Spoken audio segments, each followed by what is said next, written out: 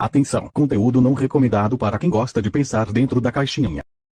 Os índios, como são chamados os nativos que habitavam o Brasil quando os portugueses chegaram, que não conheciam a escrita, não construíam cidades, não possuíam complexa organização social ou forma de governo, como as grandes civilizações da América Espanhola, tanto que ainda hoje necessitam do cuidado e da proteção especial para continuarem existindo e preservando sua cultura.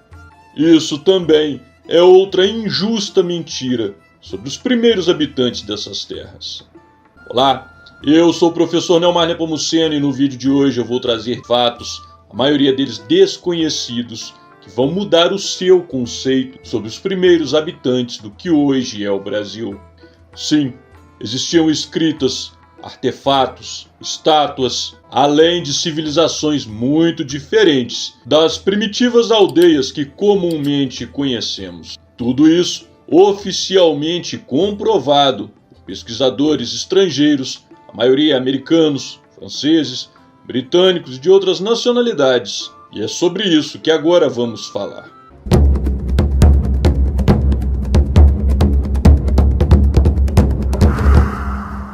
Em todo o continente é comum a crença de que mesmo as civilizações ditas mais avançadas, como os incas e os astecas, basearam sua cultura em civilizações pré-existentes.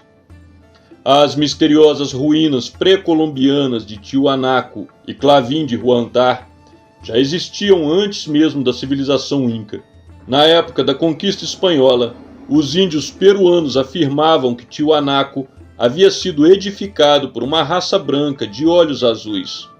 Quando as missões jesuítas dos séculos XVI e XVII estiveram em contato com os tupis, estes contaram uma história semelhante à dos índios do Peru, que teriam sido outrora dominados por uma raça branca de homens loiros, barbados e mulheres de pés e mãos delicadas. É comumente aceito a existência de um povo chamado Tolteca, que teriam dominado as Américas. Também seriam quase brancos, muitos deles tendo cabelos loiros e olhos azuis. Os conquistadores espanhóis que dominaram o Peru afirmavam que a nobreza dos incas era composta por homens e mulheres de raça branca, aloirados, que evitavam inclusive a mistura de sangue.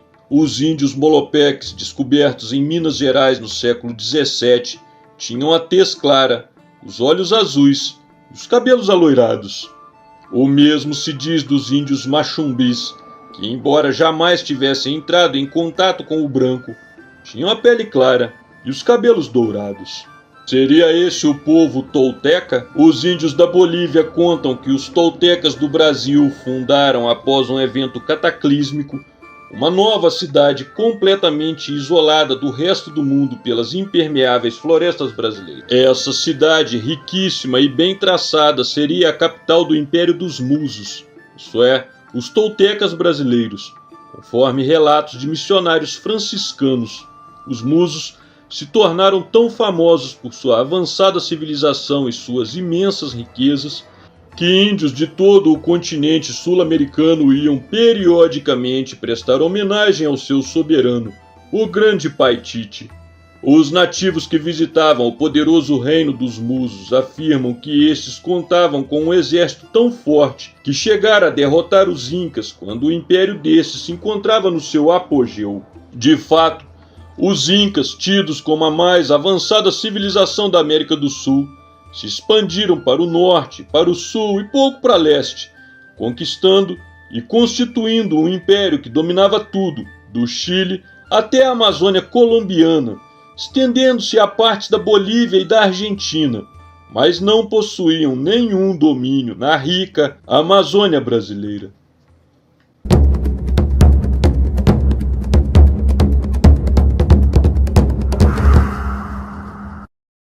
As lendárias Amazonas eram terríveis mulheres guerreiras, já famosas na antiguidade. Os gregos diziam que elas habitavam a Capadócia, na Ásia Menor, às margens do rio Termodonte, sendo sua capital denominada de Temísquira. Entre suas rainhas mais famosas estava Hipólita, que na nossa cultura popular conhecemos através dos quadrinhos, uma mãe da Mulher Maravilha. O próprio Cristóvão Colombo mencionou certa vez a existência de uma tribo de mulheres guerreiras na América. Walter Raleigh, poeta, estadista e explorador, favorito da rainha da Inglaterra, afirmava que existiam amazonas nas Guianas. Em 1539, os espanhóis organizaram uma expedição de 4.000 homens, comandados por Gonçalo Pizarro, irmão do conquistador do Império Inca, com o propósito de descobrir a mítica Cidade de Ouro. Depois de inenarráveis sofrimentos, chegaram maltrapilhos e famintos às margens do rio Napo, afluente do Amazonas. Vendo que seria impossível fazer com que seus homens continuassem a marcha sem alimentos, Gonçalo ordenou que fosse construída uma embarcação que seria tripulada por uma parte do seu grupo, enquanto os outros seguiriam por terra, acompanhando a marcha do barco e procurando por caça. Foi nomeado comandante da embarcação o oficial Francisco de Orellana. Acontece que o barco, impelido pela correnteza, começou a desenvolver uma velocidade maior que a do pessoal em terra. Não demorou muito e seus tripulantes perderam de vista o grupo de Gonçalo. Desesperado, Orellana resolveu abandonar Pizarro, tentar o impossível, alcançar o Oceano Atlântico através do rio Amazonas. Orellana havia sido informado por alguns índios meses atrás que a região onde agora se encontravam era reino das Puniupuaras, ferozes mulheres guerreiras, cuja rainha chamava-se Conorê. Orellana trouxera consigo um frade dominicano, Gaspar de Carvajal, encarregado do relatório da expedição. No dia 24 de junho de 1541, a embarcação começou a ser atacada por uma verdadeira chuva de flechas. Surpresos e desorientados, os homens de Orellana notaram que o ataque partia de mulheres de tez quase branca, de longos cabelos entrançados. Os espanhóis combateram tenazmente e conseguiram safar-se do ataque até que no dia 24 de agosto de 1542, após inacreditáveis peripécias na selva amazônica, chegaram maltrapilhos, chorando de alegria à imensidão do Oceano Atlântico. Nessa época, Gonçalo Pizarro concluía o dramático retorno ao império do seu irmão, chegando ao Equador. Seus homens, esfarrapados e doentes, haviam devorado os cavalos da expedição e, em seguida, mascado o couro das celas para sobreviver. Francisco de Orellana resolveu voltar mais uma vez à Amazônia. Em 1545, comandando 500 homens, penetrou novamente nas misteriosas florestas da América do Sul, desta vez desaparecendo sem deixar vestígios. Pesquisadores afirmam que as tais Amazonas seriam descendentes de um grupo de mulheres incas que se estabeleceram na Amazônia, desenvolvendo uma rígida e organizadíssima ginecocracia. Segundo a tradição, para a perpetuação da tribo, essas mulheres guerreiras permitiam que seus vizinhos, os índios guacaris, visitassem-nas periodicamente. Os filhos masculinos gerados eram dados aos pais. Apenas as filhas permaneciam na tribo. Associada à tribo das Amazonas, até hoje se conhece a tradição dos muiraquitãs, pequenos objetos entalhados em pedra verde, em formato de batráquios, mas também de jaguar e papagaios. O conde Ernesto Stradelli descreveu que o muiraquitã é um artefato de jade encontrado no Baixo Amazonas, perto de Óbidos, e nas praias entre a foz dos rios Nhanundá e do Tapajós, ao qual atribui-se qualidades de amuleto.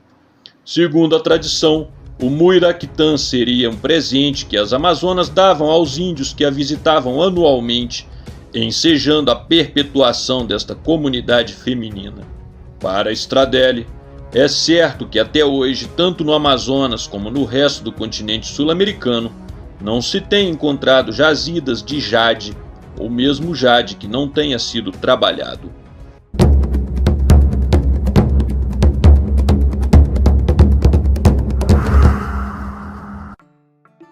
Em 1538, um funcionário do Instituto Histórico do Rio de Janeiro redescobriu os diários de uma expedição, foi catalogada com a denominação Relação Histórica de uma oculta e grande povoação antiquíssima sem moradores, que se descobriu no ano de 1753.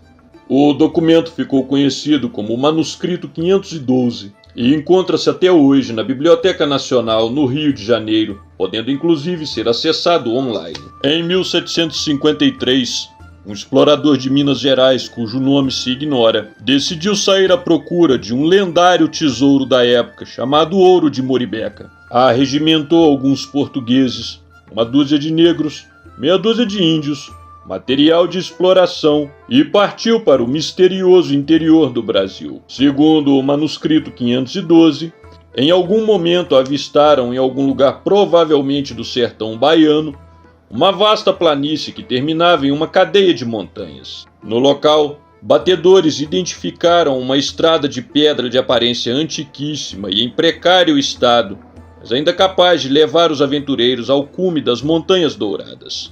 A estrada levava a um lugar cuja entrada era marcada por belíssimos blocos de pedra, nos quais podiam identificar antigas inscrições, já meio apagadas pelo tempo. Ultrapassando a entrada, os exploradores depararam-se com uma avenida calçada com enormes lajes de pedra, muitas já gastas pela erosão e um tanto desniveladas, que as quais vicejava a erva daninha. Havia nas proximidades um rio de largura razoável, e numa de suas margens ainda havia vestígios de uma velha pavimentação. Rio abaixo, descobriram cavernas artificiais, seladas com grandes lajes, possivelmente túmulos de governantes ou sacerdotes da misteriosa civilização. Embora procurassem exaustivamente, a comitiva não encontrou nada que evocasse as minas de Moribeca, a não ser uma misteriosa moedinha trazia a efígie de um guerreiro com arco e flecha. As misteriosas ruínas do sertão baiano teriam sido visitadas novamente em 1839 ou 1842 pelo padre Benigno José de Carvalho e Cunha, que afirmou ter visto grandes construções de pedra, nas quais estaria inscritos o signo do rei Salomão e figuras que pareciam guerreiros hebreus.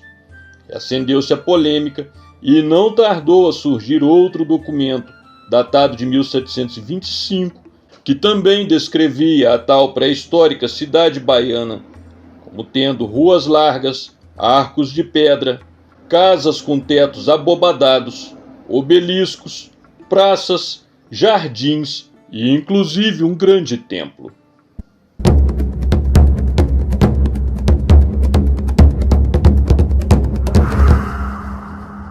Ao longo da história, muitas foram as expedições que saíram em busca de civilizações pré-cabralinas. Algumas nunca mais voltaram, outras conseguiram fazê-lo no desconsolo do fracasso. Francisco Orellana, Alvar Nunes Cabeça de Vaca no início do século XVI e mais recentemente Raymond Malfraz e Marcel Hornet tentaram sem resultado plausível encontrar a tal cidade perdida, que para alguns não seria apenas uma, mas várias, situadas no Mato Grosso, em Goiás e no Amazonas. A ideia de uma civilização andina da pré-história brasileira, contudo, tornou-se indissoluvelmente ligada ao inglês Percy Harrison Fawcett, cujas aventuras teria inspirado o personagem Indiana Jones. Oficial engenheiro, membro da Real Sociedade Geográfica Inglesa, Fawcett sempre se sentiu atraído pelos mistérios da América pré-colombiana. Foi convidado a demarcar a linha de limites entre Brasil e Bolívia. Na América, lançou-se em apaixonada busca da cidade perdida, que ele carinhosamente chamava de Z. Em sua aventura, Fawcett levava consigo uma estatueta de basalto negro com 25 centímetros de altura, que seria proveniente de uma cidade pré-histórica. Ao que consta, ela teria 24 estranhos caracteres gravados, não decifrados. Sabe-se que 14 desses misteriosos símbolos foram encontrados em peças cerâmicas pré-cabralinas provenientes dos mais diferentes partes do Brasil. Há registro de que a tal estatueta tenha sido examinada por peritos do Museu Britânico. Sua última expedição foi realizada em 1925 e partiu de Cuiabá. Era integrada por Fawcett, seu filho Jack e o fotógrafo Highlight Himmel. Fawcett apresentava um otimismo incomum, muito maior do que a esperança revelada nas missões anteriores. Seu plano era descobrir a cidade de Z, que agora estava convicto de situar-se no Xingu, e trazer da região um fragmento de pedra com inscrições para a primeira comprovação do seu achado.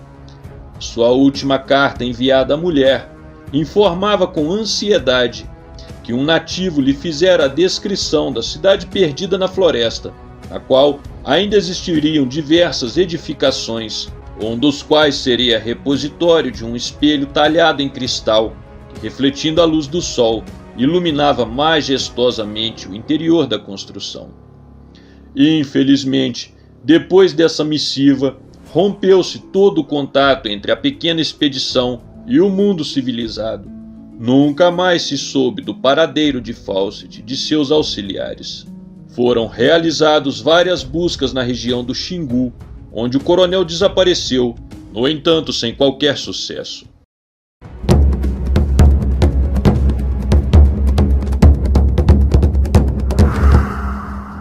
Arte, escrita, edificações, construções, fortificações, conhecimento astronômico. Tudo isso são indicativos do status de uma civilização avançada. No entanto, simbolicamente nenhum deles se compara às pirâmides. Pirâmides são símbolos de engenharia avançada de povos da antiguidade, uma marca de capacidade frente a outros povos.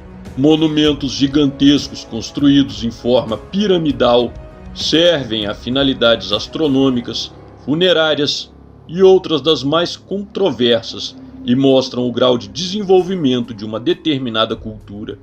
Ao longo dos anos, exemplares desse tipo de construção vêm sendo descobertos em várias partes do mundo, como na China, na Indonésia, no Japão e até mesmo nos Estados Unidos. A maioria das construções desse tipo no continente americano, no entanto, encontram-se no México e em alguns lugares da Guatemala.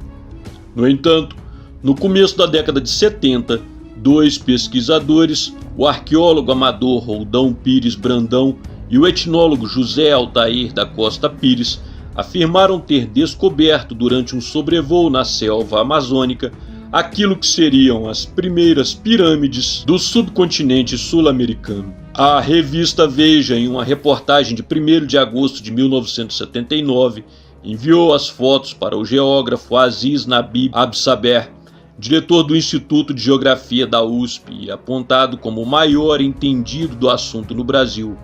Logo de cara, o especialista descartou a hipótese de se tratar de um monumento arqueológico, afirmando tratarem-se de formações naturais. No entanto, pesquisadores descobriram que entre os povos indígenas brasileiros era praticada uma forma de construção piramidal com propósito funerário e cerimonial, utilizado também como observatório e demarcação de território. Os sambaquis, ou também chamados tambaquis, são construções de formato piramidal, na maioria das vezes circular, que empregam em suas construções, além de terra, pedras, cerâmica, conchas e outros objetos, como adornos corporais, artefatos, além de ossos humanos e de animais. Estas estruturas iam sendo elevadas camada após camada com o passar do tempo, chegando a possuir dezenas de metros de altura, estando presente em várias partes do território brasileiro. Todas essas informações e conhecimentos diferem bastante daquele conjunto que geralmente nos é ensinado dentro do complexo de vira-lata que somos estimulados a desenvolver. Mas como podemos ver, a realidade é bem diferente e infelizmente parece despertar desde os primeiros tempos mais o interesse de estrangeiro do que dos próprios brasileiros. Existiram sim sociedades e civilizações complexas entre os indígenas brasileiros, que apresentavam hierarquia na sua estrutura social, relatos e evidências de tudo isso, obras de arte, construções e evidências de antigas estruturas vêm sendo cada vez mais descobertas e nos revelando um passado muito diferente do que a própria história conta. E você, o que achou desses fatos e informações? Diga aí nos comentários. Caso tenha gostado desse vídeo, não se esqueça de curtir. Se não gostou, contribua da forma mais civilizada quando for capaz, dizendo por quê.